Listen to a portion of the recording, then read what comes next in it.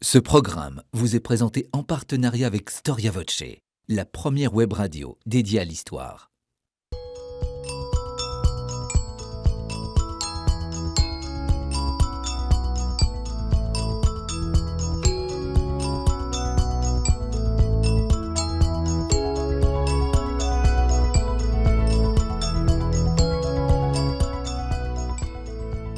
Chères téléspectatrices, chers téléspectateurs, bonjour. L'année 2020, vous le savez, est l'année du général de Gaulle. En effet, nous célébrons un triple anniversaire. Le 130e anniversaire de sa naissance, le 80e anniversaire de l'appel du 18 juin et enfin le 50e anniversaire de sa disparition. L'émission Au risque de l'histoire ne pouvait passer à côté de ce moment de Gaulle, de cette année de Gaulle. C'est pourquoi nous avons souhaité aborder le personnage sous un angle, ma foi, un peu méconnu, sa foi en Dieu. En effet, Charles de Gaulle, issu d'une famille profondément catholique, va souhaiter associer tout au long de son existence son patriotisme et sa foi.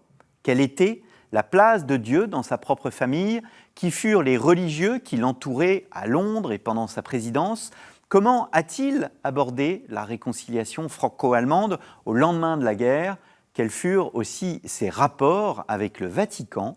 C'est ce que nous allons voir avec Gérard Bardy. Gérard Bardy, bonjour. Bonjour. Merci d'avoir répondu à notre invitation. Vous êtes écrivain, journaliste, vous avez dirigé pendant plus d'une dizaine d'années le magazine Le Pèlerin et vous êtes l'auteur d'un livre, Charles le Catholique, paru chez Plomb, donc dans la collection L'Abeille, qui est un livre absolument incroyable. Moi, je ne connaissais absolument pas cet aspect de la vie, de l'existence du général de Gaulle. Tout le monde le sait catholique, mais à ce point, j'allais dire, nous allons surprendre nos auditeurs au cours de cette conversation. Espérons-le. Alors, votre ouvrage commence par une interrogation. De Gaulle aurait-il été de Gaulle sans la main de Dieu? Les livres sur de Gaulle sont légion, et pourtant, ils oublient souvent cet aspect essentiel de sa personnalité. Oui, c'est d'ailleurs une grande curiosité. C'est ce qui m'a amené à écrire ce livre. À l'origine, c'est l'amiral Philippe de Gaulle qui, alors que je le rencontrais pour le 20e anniversaire, donc il y a 30 ans, le 20e anniversaire de la mort de son père, m'avait dit « Ah, vous savez, des livres, on en écrit beaucoup sur mon père, avec toujours les mêmes choses et les mêmes balivernes parfois, mais mon père marchait sur ses deux pieds, son patriotisme et sa foi chrétienne. Et ça a compté autant l'un que l'autre. » Alors, je m'étais interrogé à l'époque, et puis, ayant un peu plus de temps, j'ai passé près de 2 années dans les archives publiques et privées pour vérifier ce que voulait dire cette affirmation, que la foi chrétienne avait été chez de Gaulle un des 2 piliers, un morceau important de sa colonne vertébrale. Et là, je suis allé de découverte en découverte, car toute la vie du général de Gaulle, sa vie d'homme, sa vie de soldat, sa vie de chef d'État, s'est trouvée marquée, inspirée, guidée par sa foi chrétienne. On en trouve maintes et un exemple, et ça fait de lui, non pas le dernier roi chrétien, parce qu'il a restauré la République quand elle s'était effondrée, donc on ne peut pas le qualifier de roi, mais par son panache, par sa hauteur de vue, par la figure qu'il occupe encore aujourd'hui dans notre histoire. Oui, c'est une sorte de dernier roi chrétien. Pourquoi oublie-t-on cet aspect, au fond? Est-ce que cela ne vient pas de la personnalité même du général qui, sur cet aspect, gardait une forme de pudeur, voire, nous en parlerons plus tard, oui. Dans une perspective de démocratie chrétienne, séparer le politique du religieux? Oui, il y a plusieurs causes qui ont conduit à occulter cette partie de sa personnalité. D'abord, ce que l'on retient de Gaulle, c'est l'homme du 18 juin, et après, c'est l'homme du retour en 1958 pour régler la crise algérienne. Donc, c'est ça qui a focalisé les écrivains et tous ceux qui se sont penchés sur la vie du général de Gaulle. Et puis aussi, vous avez raison, c'est cette volonté du général de Gaulle, lorsqu'il était président de la République surtout, de ne pas mélanger les genres, j'allais dire. Il était le président chrétien d'une république laïque. Et donc, il a respecté strictement la laïcité de la République, mais cela ne l'a jamais empêché ni de pratiquer sa foi à titre privé, ni, au titre de l'histoire, d'exprimer, d'insister sur les racines chrétiennes de la France. C'est ça qui est intéressant chez lui. C'est ces deux visages. Je suis le président d'une république qui est laïque, il en pensait un certain nombre de choses, on pourrait y revenir, mais je suis un fils de Dieu, je suis un baptisé, j'exprime ma foi à titre privé. On le voit quand il arrive à l'Élysée en 1958. L'une des premières décisions, alors qu'on est en pleine guerre d'Algérie et qu'il a été rappelé pour ça, c'est de demander à ce que l'on installe une chapelle, un oratoire à l'Élysée. On a réquisitionné le bureau des chauffeurs du prédécesseur pour installer un oratoire. Et il a sorti de l'argent de sa poche pour dire à son aide de camp: allez trouver dans Paris, chez les antiquaires ou les brocanteurs, de quoi faire un hôtel, 4 chaises avec prie-dieu, quelques ornements sacerdotaux, etc., pour pouvoir célébrer la messe le dimanche à l'Élysée, à l'abri des regards. Oui, puisqu'il ne pouvait pas aller à sa paroisse qui aurait été la Madeleine. La Madeleine. Alors il y avait 2 raisons. D'une part, il se serait exposé aux yeux de tous, et il ne le voulait pas, parce que la République dont il était le président ne comptait pas que des chrétiens, que des catholiques, donc c'était cet aspect-là. Et puis il faut aussi dire qu'à l'époque, il y avait les attentats liés à la guerre d'Algérie, et qu'il exposait aussi sa vie dans une église aussi grande que la Madeleine. Laurent de Gaulle, petit-neveu du général, je le cite, oui. Sans la foi et une relation singulière et régulière avec Dieu, Charles de Gaulle n'aurait pas existé tel que nous le connaissons. Il n'aurait pas accompli son œuvre de salut pour la France et une partie du monde. La foi, c'est un véritable, enfin, pardonnez-moi la trivialité du terme, mais comme un moteur. On ne peut pas le comprendre sans cela. Je crois que Laurent de Gaulle a raison sur ce point. C'est flagrant. En juin 40, quand de Gaulle, qui n'est qu'un général de brigade à titre temporaire, part à Londres, seul, sans moyens, sans argent, sans réseau, avec uniquement un aide de camp, Geoffroy de Courcelles, et que, d'ailleurs il le dit lui-même, j'étais comme un homme seul qui s'apprêtait à traverser l'océan à la nage. Il faut une foi, il faut la main de Dieu pour donner cette force à cet homme et lui dire: la France de Vichy, c'est pas la France. Moi, je veux incarner la France ailleurs. Il y a une démarche, je veux dire, on pourrait, toute chose étant comparable, parler de Jeanne d'Arc. Il y a cette force, il y a cette foi intérieure qui fait que, moi j'en suis convaincu, il a été inspiré, il a été guidé, il a été conduit, et c'est ce qui lui a donné cette force pour faire cet acte absolument fondateur, déjà salvateur, mais aussi fondateur.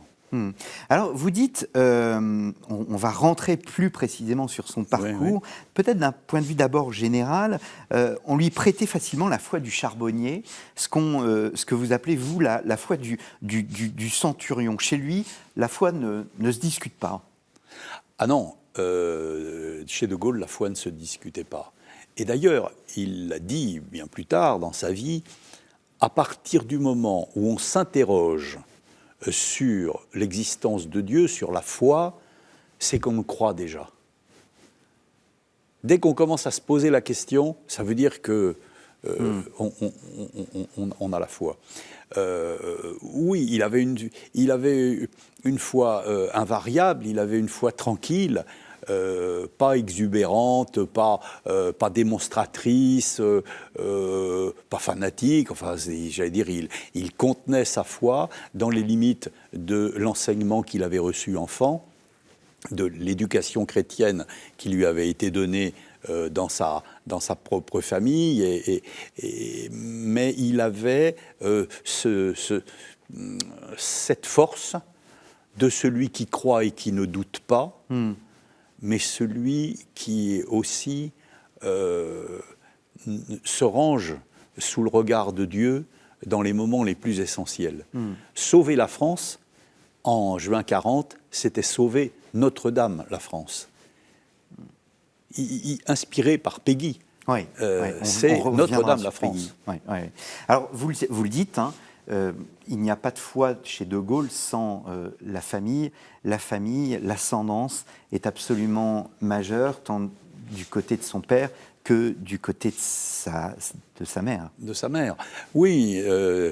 C'est ça qui lui a donné cette foi naturelle, cette foi tranquille, sans interrogation, dans les premières années de sa jeunesse. Son père, recteur des études du Grand Collège jésuite de Paris, de Vaugirard, sa mère, très pieuse, il dit dans ses mémoires, ma mère n'avait d'égal à sa foi que son patriotisme. Sa mère, De Gaulle a été aussi forgé par sa mère, enfin son tempérament. Sa mère était très très patriote et elle avait une foi profonde. Les prières étaient lues chaque soir avant le coucher.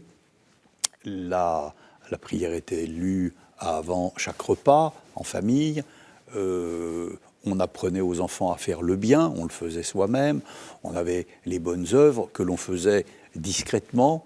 On donne bien quand on donne sans le chanter sur les toits. C'était ça. Il a eu vraiment, dans sa propre famille, avant le cercle de ses parents, il y avait sa grand-mère maternelle, par exemple, j'ai retrouvé ça à la Bibliothèque de France, a écrit une 50aine de livres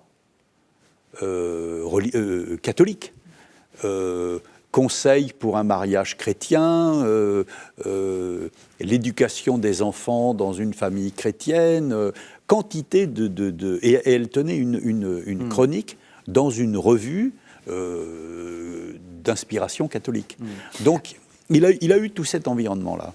Alors, dans un livre qui vient de sortir sous la direction de Jean-Paul Bled, donc De Gaulle, l'homme du siècle, paru aux éditions du Cerf. C'est un livre collectif et un des auteurs se pose la question du monarchisme de Gaulle. Est-ce qu'on peut dire que De Gaulle est né dans une famille monarchiste catholique ? Oui, d'une certaine façon, il y avait chez les De Gaulle une certaine nostalgie de la monarchie. Mais il y avait une volonté d'adhérer à la République. Dans la perspective du ralliement de Léon XIII ? Ah oui, complètement. Ah oui, complètement. Et d'ailleurs, je pense que le ralliement de Léon XIII a été un élément qui a apaisé cette génération qui était nostalgique de la monarchie et qui ont fait une certaine paix avec l'Église, qui ont trouvé un accord en eux-mêmes. Je crois que les De Gaulle étaient du nombre, oui, son père notamment. Alors son père est professeur et il occupe un bâtiment qui appartient aux Jésuites, si mes souvenirs sont bons. Vous racontez une anecdote et au moment de la loi de séparation, eh bien, il est visité par les autorités et on prend son père pour un curé. Oui, on était tellement convaincus que cet homme qui manifestait sa foi auprès de ses élèves de cette façon ne pouvait être qu'un religieux.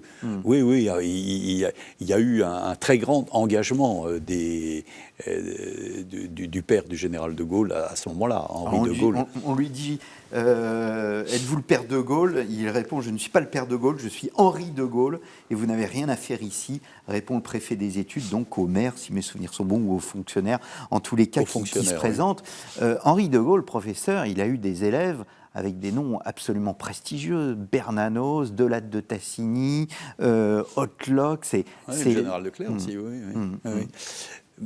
Oui, c'était cet environnement-là qui faisait que nombre des gens qui ont fait l'histoire au moment où le général de Gaulle a fait lui-même l'histoire sortaient des collèges jésuites. Donc, vous savez, le général de Gaulle était très lié aux jésuites. Il faut savoir que après les lois de séparation de l'Église et de l'État de 1905, de Gaulle, né en 1890, avait donc 15 ans. Il était lui-même l'élève des jésuites. Et lorsque les congrégations religieuses se sont vues retirer le droit d'enseigner, ont été chassées pour certaines, le général de Gaulle a suivi ses maîtres jésuites au collège d'Antoing en Belgique. Le premier exil du général de Gaulle, c'est pas en 40, c'est en 1905, lorsqu'il suit ses maîtres à la demande de son père pour continuer ses études dans le collège jésuite d'Antoing en Belgique. Et ça, c'est très peu connu. Cet exil, c'est absolument incroyable ce que vous dites, parce que cet exil, en soi, est un exil du fait de sa foi, du fait des dissensions entre, d'une part, l'Église catholique et, d'autre part, la République. Est-ce qu'il y aura une blessure, parce qu'il y a une mystique républicaine plus tard chez de Gaulle, est-ce qu'il y aura une blessure du fait de cette séparation ? Une blessure, sans doute pas. Bien après, quand il était à l'Élysée, il a su régler, en grande partie en tout cas, le problème de l'école libre et de la place de l'école libre dans la République, notamment avec Michel Debré, avec les lois Debré. Mais oui, je crois qu'on peut dire que général de Gaulle n'a jamais oublié la façon dont la République s'était montrée brutale. Et que peut-être que chaque fois qu'il rappelait les racines chrétiennes de la France aux différentes fonctions qui furent les siennes, c'était pour un peu contrebalancer ça. N'oubliez pas quand même que la France, quel que soit son passé récent, ses turbulences, notamment avec l'Église, eh bien, elle est fille aînée de l'Église, ses racines sont chrétiennes. Et ça, c'était une sorte de fixation chez lui. C'est d'en parler souvent. Il en parlait en privé avec André Malraux, notamment, on retrouve ça dans leurs conversations, mais aussi avec d'autres, avec René Brouillet, dont il a fait son ambassadeur au Vatican, etc. Quand il se rend lui-même au Vatican, il rappelle que la France est la fille aînée de l'Église, et que si elle a tourné le dos à l'Église à partir de avant 1905, mais après, lui, revenu au pouvoir, va restaurer ce lien entre une France catholique et le Vatican. Alors je le disais, votre livre est bourré d'anecdotes. Il y en a une qui m'a marqué plus particulièrement, c'est qu'à 17 ans, il est à Lourdes et il assiste à un miracle. C'est ce qu'il écrit à sa mère. Il y a une jeune fille qui est là et qui ne peut pas marcher. Charles de Gaulle, à 17 ans, est allé faire une période pour s'occuper des malades, des handicapés et tout. Et il écrit à sa mère qu'il a été le témoin d'un miracle, car sortant de la grotte miraculeuse, cette jeune Italienne s'est remise à marcher. Et donc, il ne doute pas. Il parle de miracle. Ouais. La foi est une évidence. Le miracle en question n'a pas été reconnu. C'est simplement l'impression qu'il en a. Mais il ne dit pas « Ah, c'est curieux, elle s'est remise à marcher ». Non, j'ai assisté à un miracle. Cette jeune femme est arrivée sur un brancard, elle est repartie sur ses deux pieds. Alors, dans sa jeunesse, vous le disiez, les jésuites sont très importants. Est-ce qu'on sait si, parce qu'il n'a pas une foi intellectuelle, encore une fois, la foi est une évidence chez lui, la foi du charbonnier, mais ancrée en lui, est-ce qu'on sait s'il avait une dévotion ou s'il pratiquait le discernement des esprits d'Ignace de Loyola ? On peut le croire. On peut le croire. Je vous reprends, si vous me le permettez. Je vous en prie, oui. Ça allait un peu plus loin que la foi du charbonnier. Oui. De Gaulle a une telle élévation de pensée, une telle culture, qu'il ne pouvait pas rester simplement dans cette foi béate. Et non, je pense, oui, qu'il a eu cette inspiration-là. Oui, je le crois, oui. C'est mettre à penser, vous évoquiez Péguy tout à l'heure, on sait ce que représente Péguy pour le catholicisme, mais aussi pour la patrie. Péguy est incontournable ? Chez lui, Péguy est incontournable. Dans ses mémoires, il le citera souvent, dans ses discours, il y fera référence, y compris d'ailleurs ses discours depuis Londres et depuis Alger, pendant la période de la France libre. Oui, Péguy est quelqu'un qui... Bergson va le marquer, Maritain va le marquer, mais Péguy... oui, plus que les autres. Oui, c'est Notre-Dame-la-France, c'est cette vision qu'il a viscérale avec la France. Il voit la France comme une mère, il voit la France comme une terre sacrée. Vous savez, dans la France libre, à partir de 1940, il faut vraiment ne jamais perdre de vue que De Gaulle conçoit la France libre comme une croisade. Et d'ailleurs, quand il crée l'Ordre de la Libération en 1940, il veut l'appeler l'Ordre des Croisés de la Libération.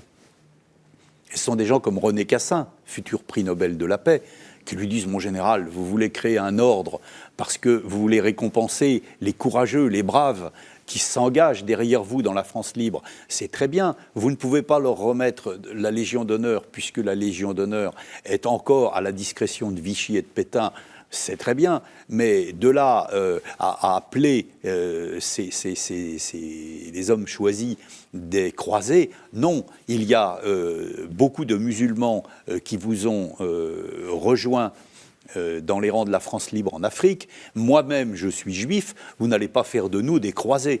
Et alors là, De Gaulle, qui avait sans doute réfléchi à la question sans rien dire, dit « Bon, Cassin, alors nous allons les appeler les compagnons ». Et c'est comme ça que sont nés les compagnons de la Libération. Alors qu'au départ, ils devaient être des croisés. Des croisés. Alors vous avez bien insisté sur le fait qu'il a une vision chrétienne de l'histoire, il parlait des racines chrétiennes. Clovis est un moment extrêmement important. Pour lui, la naissance de la France commence au baptême de Clovis, très clairement. Alors, je voudrais aller plus loin sur sa vision historique. Est-ce qu'il a une vision providentialiste de l'histoire ? Quel est le doigt de Dieu dans l'histoire ? Est-ce qu'il le prenait en considération ? Est-ce qu'il voyait l'histoire comme, au fond, avec derrière le doigt de Dieu ? Je ne sais pas. J'aurais tendance à douter un peu de cela. Les enseignements de Dieu, oui. Tout attendre du doigt de Dieu, je n'en suis pas certain. Je crois que déjà il avait une grande conscience de la faiblesse des hommes. Il en parle souvent. Et en plus des Français qui avaient tendance à se laisser aller, à être défaitistes, etc. Donc il était plutôt celui qui les appelait au réalisme, à la volonté, au courage, au combat, pour maintenir la France dans sa grandeur, dans son histoire. Alors, certes, l'histoire de la France était liée aux grandes étapes du catholicisme et qui étaient constitutifs de cette histoire nationale. Mais non, je n'irai pas jusqu'à vous suivre. Alors je me permets de citer André Frossard, le regretté André Frossard, cet homme sans moyens, sans argent, sans appui, sans autre force que sa conviction et son génie, nous a fait comprendre que la France était une réalité spirituelle et non pas seulement une terre, un territoire. Pour De Gaulle, être français était une vocation et la France était un appel à la liberté. Je retiens ce mot de réalité spirituelle parce que vous parliez de réalisme. Il y a un réalisme. Et dans cette réalité, on ne peut pas écarter le nom de Dieu. On ne peut pas écarter le nom de Dieu. Encore une fois, la France a des racines chrétiennes. C'est pour lui fondamental et fondateur et fondamental. Et donc, il faut faire vivre cette réalité. Il faut que cet héritage de la France, comme terre chrétienne, soit quelque chose qui donne du souffle, qui donne du sens. On n'est pas uniquement les habitants d'un territoire entre des frontières, on est aussi les héritiers d'une tradition nationale, et cette tradition, elle s'ancre, elle trouve ses racines dans le catholicisme. C'était ça sa boussole, c'était de ne jamais perdre de vue que nous étions nous-mêmes les enfants d'une longue histoire, d'une longue tradition, et que depuis le baptême de Clovis, notre destin national était lié à cette empreinte catholique. Je crois qu'il l'exprimait de façon parfois subliminale, mais qu'il en était, lui, fortement imprégné, ça je le crois. Autre citation, celle de l'abbé Bourgeon. Alors vous allez dire qui est l'abbé Bourgeon, mais le général entre et entraîne dans un chemin d'effort et de salut où ces vues prophétiques des desseins de Dieu dans l'histoire de France bénéficient d'un élan apparemment prétentieux et fou vers des horizons de grandeur. Cette citation, elle est importante parce qu'elle prend en compte ce qui pourrait être, au fond, une prétention du général de Gaulle, et on lui reprochait un peu cette prétention, même beaucoup, alors que lui, derrière, c'est ce que vous disiez de Philippe de Gaulle, voilà, Dieu, c'est sa jambe droite, et la patrie, c'est sa jambe gauche. Ah oui, ce que nous dit l'abbé Bourgeon, qui était l'aumônier du général de Gaulle en 1940, avant les événements, avant la déclaration de guerre, montre bien que dans le souffle que fait naître de Gaulle autour de lui, quand il est officier, bien avant, 1940, quand il est officier, auprès des siens, il y a cette dimension spirituelle. Il y a cette dimension spirituelle. La France, c'est une terre chrétienne que l'on doit défendre comme telle, et il y va c'est chez lui un enjeu de civilisation. Vous voyez, en juin 40, quand il part à Londres, quand il veut sauver la mère patrie, Notre-Dame, la France, il parle très bien dans ses mémoires, il s'agit d'un enjeu de civilisation. Il s'agit de sauver la France chrétienne de la barbarie nazie. Quand il apprend qu'il y a un plan fait par les nazis pour exterminer notamment les enfants handicapés, AK4, un plan terrible qui programme l'anéantissement, la mort de tous les enfants handicapés, que l'on considère comme des surplus dans l'entourage de Hitler, eh bien De Gaulle, il est révolté.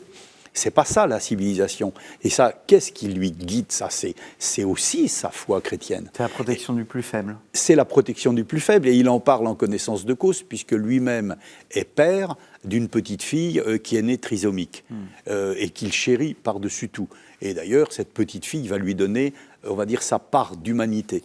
Quand De Gaulle laisse se fracturer un peu la cuirasse, apparaît un homme très sensible et très attentif à la cause des plus faibles, et notamment des handicapés. Et c'est cette petite fille, la petite Anne, qui a vécu pendant 20 ans, qui lui a donné, donc qui a révélé cette sensibilité en lui.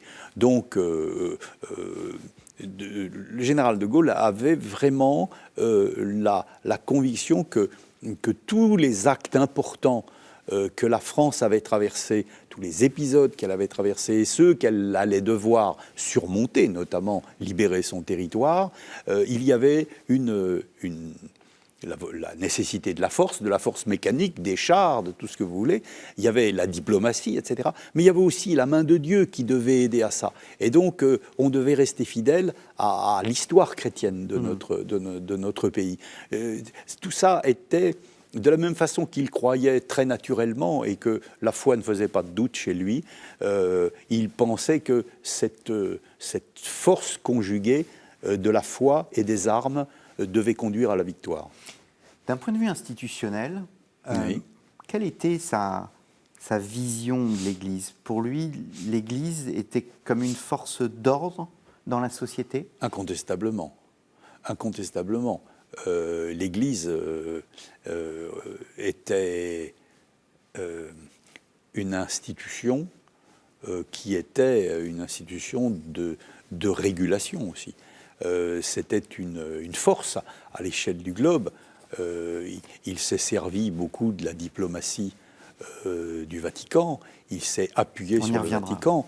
N'oubliez pas quand même qu'à la Libération, avant même que les grands et les grandes nations n'aient reconnu De Gaulle dans ses fonctions, le Vatican l'a reconnu. Le gouvernement provisoire de la République a été reconnu par le Vatican avant la reconnaissance des grandes puissances. Donc, chaque fois qu'il avait la possibilité, c'est bien auprès du Vatican, par le Vatican, qu'il concevait le rôle de la France libérée, la France de demain, celle qu'il a mis tant de force à sauver des griffes de l'occupant. Alors je vais jouer quand même l'avocat du diable. Oui, oui. Je parlais tout à l'heure de la mystique républicaine. Il y a une mystique républicaine chez De Gaulle. Est-ce qu'elle est seconde par rapport à sa foi, où vraiment il y a le domaine du temporel et du spirituel, et on doit les séparer, rendez à César ce qui est à César et à Dieu ce qui est à Dieu? Incontestablement, l'expression rendons à César ce qui est à César et à Dieu ce qui est à Dieu convient bien. Le général de Gaulle avait une foi profonde, on l'a déjà dit, un très grand respect pour le pape, une relation très forte avec le Vatican, avec les structures de l'Église, mais il voulait aussi rester maître chez lui. C'est-à-dire que si le Vatican, par hypothèse, voulait se mêler des affaires de l'État, de la République, peser sur telle ou telle décision, De Gaulle faisait ce qu'il croyait devoir faire en qualité de chef de l'État, de président de la République, et ne tenait quand même pas toujours compte de ce que souhaitait ou de ce qu'aurait souhaité le Vatican. On l'a vu avec la contraception. Il y a une double image, parce que sur votre couverture, c'est l'archevêque de Metz, oui. qui en quelque sorte rend hommage, parce qu'il n'y a pas de séparation en Alsace et Lorraine, et on aurait pu très bien, vous auriez pu choisir l'image de Gaulle qui, au contraire, se met pour le coup à genoux devant le pape Jean XXIII. C'était possible. Déjà, on a trouvé un document qui était parlant, qui était significatif. Non, c'est un choix que nous avons assumé. C'est que là, il y avait effectivement une sorte de reconnaissance de Gaulle par l'Église, une partie de l'Église. Il faut quand même revenir à 1940 où De Gaulle, chrétien, croyant, chef de corps, général pratiquant, c'était pas très courant dans les officiers généraux en France d'avoir quelqu'un qui allait à la messe tous les dimanches. Il y avait quand même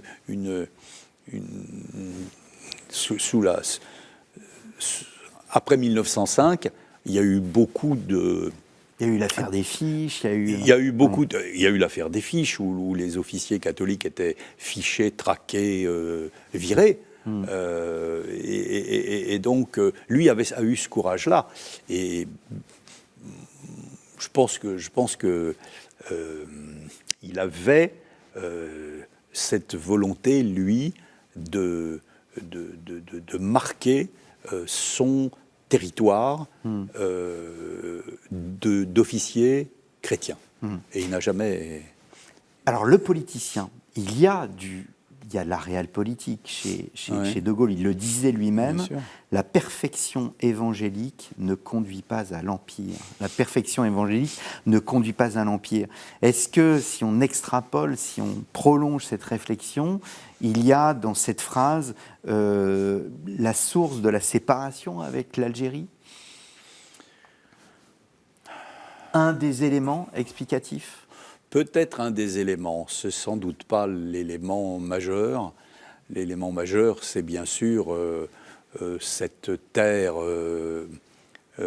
française qui se révoltait, qui se rebellait, et le monde entier qui commençait à abandonner ses colonies. Donc là, il y a de la réelle politique. N'oublions jamais, le gaullisme, c'est pas un dogme, c'est un pragmatisme. Tous ceux qui aujourd'hui se réclament du gaullisme et s'accrochent à un fragment de la Sainte Croix, pour ma part, me hérissent un peu, car le gaullisme, c'est pas un dogme, encore une fois. On avance avec pragmatisme, on analyse chaque situation, et là, la volonté de se séparer de l'Algérie, qui a été prise, selon moi, et je crois le démontrer dans le livre, avant 1958, avant son retour aux affaires, c'était une volonté de se séparer d'une terre où l'islam commençait à inquiéter De Gaulle. Alors ça a été aussi une autre découverte de votre livre, à la lecture de votre livre, c'est la relation de De Gaulle avec l'islam. Et il est absolument critique avec pas tant le fait religieux, mais le fait que l'on puisse dire qu'on puisse s'accommoder de l'islam et qu'une assimilation est possible. Pour De Gaulle, il n'y avait pas d'assimilation. Pour De Gaulle, l'islam en métropole, c'était un risque d'invasion et un risque de dénaturation et même de fin de la France chrétienne, très clairement. De Gaulle respectait les grandes religions. De Gaulle respectait l'islam, mais il considérait assez nettement que cette religion n'était pas compatible avec la République. Et il le disait assez clairement.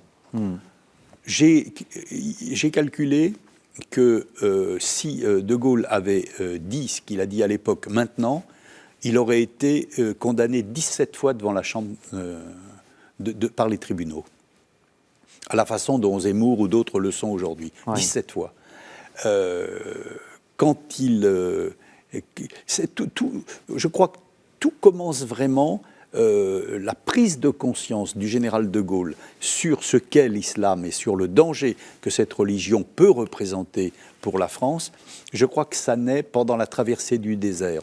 Autour de 1954, lorsque André Malraux lui glisse une note en lui disant « Mon général, les intellectuels d'aujourd'hui ignorent ou feignent d'ignorer le danger que représente la percée de l'islam qui va de Tanger à Bagdad, qui s'exerce du nord vers le sud, et qui, si nous n'y faisons rien, emportera l'Europe chrétienne et la France de toujours. C'était ça la vision partagée de Malraux et du général de Gaulle sur l'islam.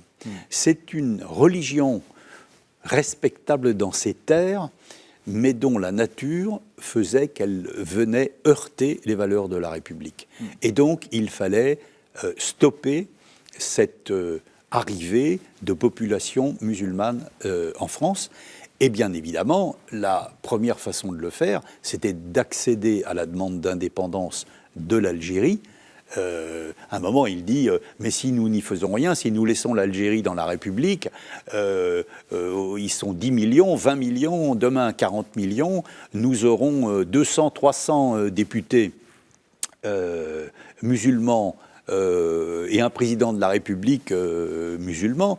Et il dit, et c'est là où la célèbre phrase, il la prononce, il dit, et dans ce cas, mon village ne s'appellera plus Colombel et deux églises, mais Colombel et deux mosquées. C'est-à-dire que là, il a une vision que cette religion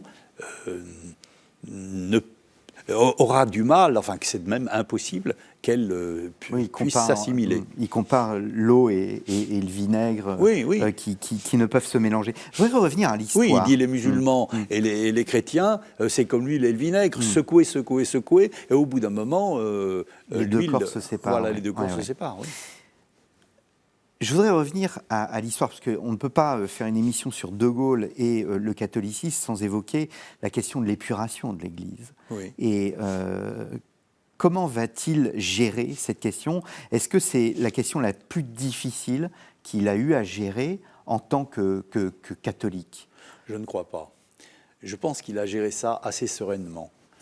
De Gaulle avait été blessé par le fait qu'une grande partie de l'épiscopat français se soit rallié à Vichy et qu'aucun dignitaire de l'Église ne les rejoint à Londres.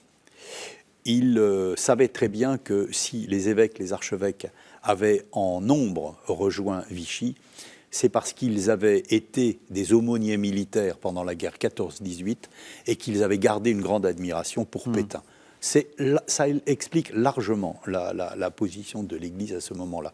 De Gaulle le savait, ne faisait pas un procès à l'Église, mais avait été blessé par le fait que les prélats n'avaient pas été très empressés à le rejoindre. C'est un euphémisme. Donc, ça, c'est un premier constat. Au moment de l'épuration, il sait, De Gaulle, à ce moment-là, que dans les paroisses, dans les communautés religieuses, les prêtres, les religieux, les religieuses ont été très nombreux à s'être comportés de façon exceptionnelle, à avoir secouru des résistants, à avoir caché des juifs. Et c'est donc cette Église-là qu'il va valoriser.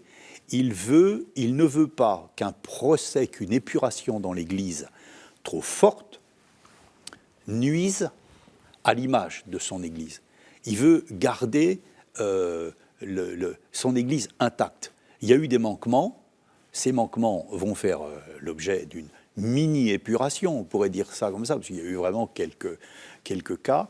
Et quand il gère la question de l'épuration dans l'Église avec le nonce apostolique, il le fait de façon à ce qu'il y ait symboliquement des sanctions, mais que ces sanctions, par leur ampleur, ne nuisent pas à l'Église catholique.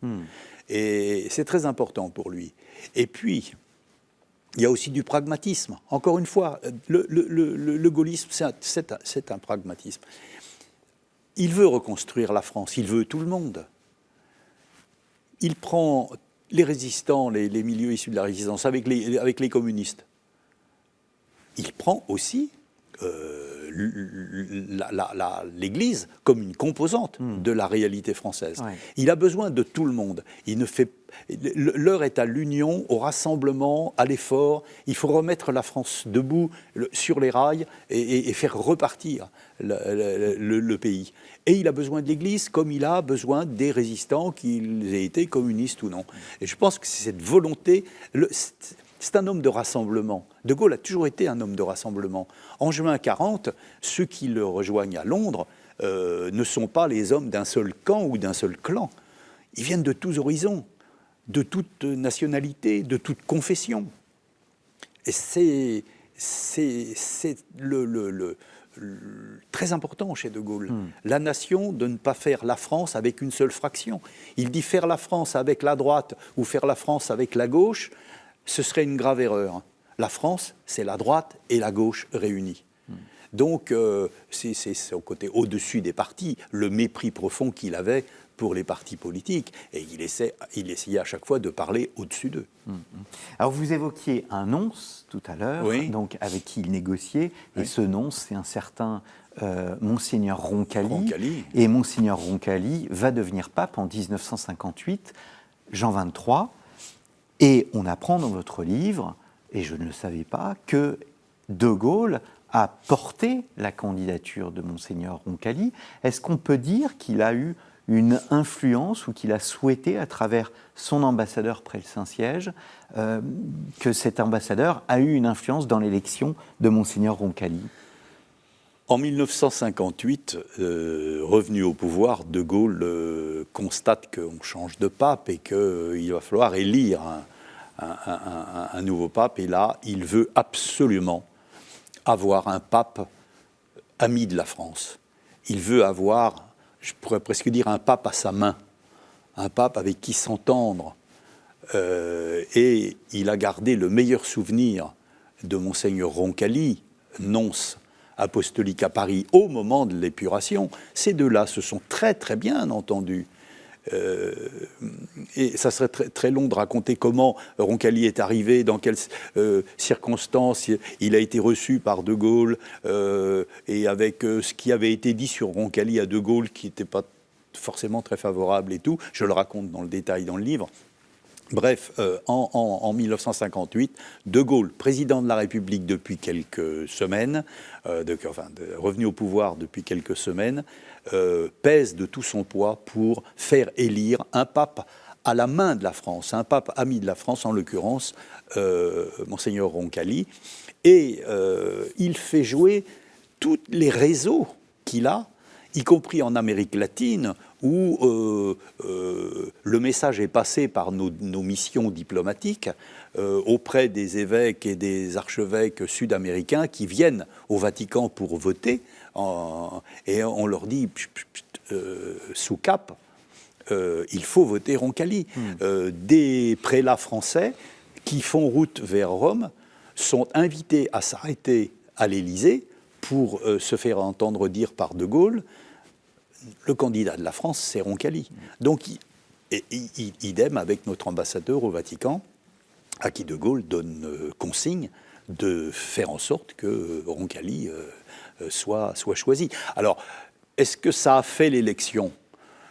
C'est difficile de le dire. Dire que ça a pesé lourdement sur l'élection de Roncalli, c'est incontestable. C'est incontestable.